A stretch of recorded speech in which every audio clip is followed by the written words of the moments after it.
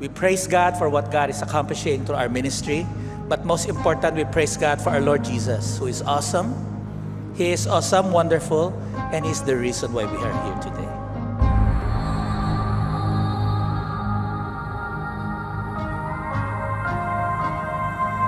Holy Spirit, who make disciples, One of the greatest challenge in my teenage experience was not just the paperwork or the exam, but the challenge to revitalize the church, especially helping the church to become a disciple-making church. The implementation, the intentionality to lead the leaders. Kailangan mo ng sacrifice talaga. Mahirap, no? Pero sabi nga, kapag yung isang bagay ay pinaghihirapan mo, magkakaroon ng magandang result sa ministry mo at sa buhay mo. Dumating po sa punto na hopeless, na akala namin di nagagraduate dahil dumaan yung pandemic. Tapos dumating po ng ilang taon ay mayroon pong mga assignment na dumagdag. Napakahirap, subalit naitawid po sa tulong ng ating Panginoon. Especially maraming mga assignments, maraming mga requirements na dapat i-submit.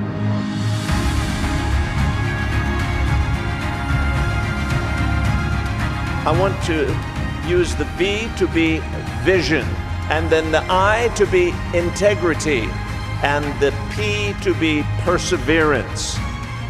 Vision, integrity, perseverance. If we become VIP in that way, then we will be ministers who finish well. And that's what I want for each of us today.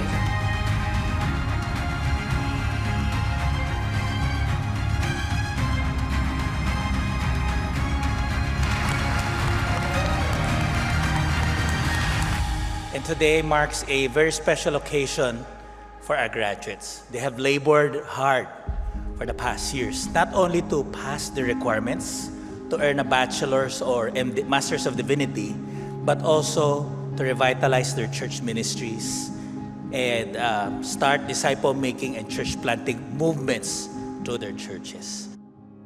The task is too heavy to bear. The work is too much to fulfill.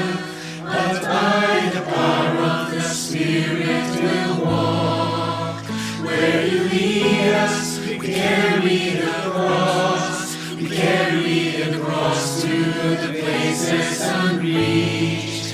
Till every part of the land hears and sees that Jesus is Lord.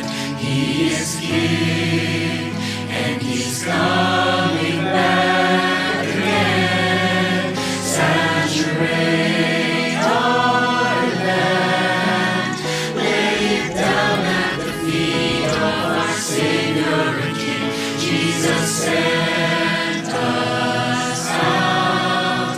Let us tell of the cross till the work is complete. Jesus, use us, use our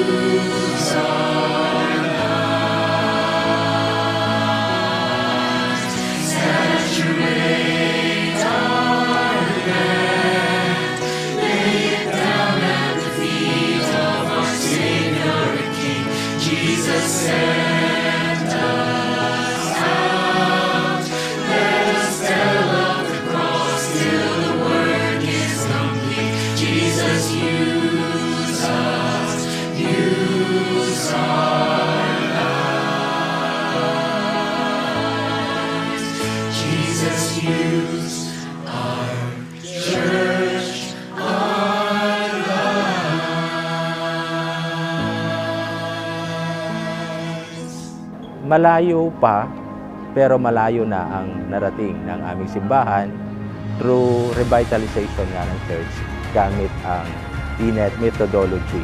Kaya nagpapasalamat ako sa Panginoon dahil yung aming simbahan ay patuloy na lumalago sa biyaya niya. Thank you po sa organizer, especially kila Pastor Leo Jaimison, sa ating country director at sa mga sumuport din po ng TNET dahil kami po ay isa po sa naging scholar. Salamat po sa mga sumuporta at gagawin po namin yung best namin na makaambag sa Great Commission ng Panginoon. Napakaganda kung kayo po ay maka-attend ng TNET dahil nakatulong malaking bagay sa amin pong iglesia, lalong-lalo na sa pagpapalago ng giving, pagpapalago ng attendance, at lalo tigit pagpapalalim ng turo sa ating pong mga hinahawakang kongregasyon. God bless po. TNET, you can use it for revitalization or even starting a church. It will help a lot, most especially in the coaching and mentoring. It will help you to grow more and strategically, most especially in finishing the Great Commission. We have a plan with my wife. Mag-minister kami sa mga liblib na lugar, no? Magtuturo kami ng 3 R's, yung reading, writing, and arithmetic, no? Using our tricycle, no? At yung mga learnings na natutunan ko, doon ko po gagamitin sa aking mga kabataan to reach young generation. Ngayon, ang aking pong dream ngayon, pinapangarap ko ngayon ay magkaroon din ng aming center sa Ilocos Norte. And also my desire is the church in UEC Legazpi will all the more flourish in disciple making and seeing the church or our church in UEC Legazpi planting more disciple making church.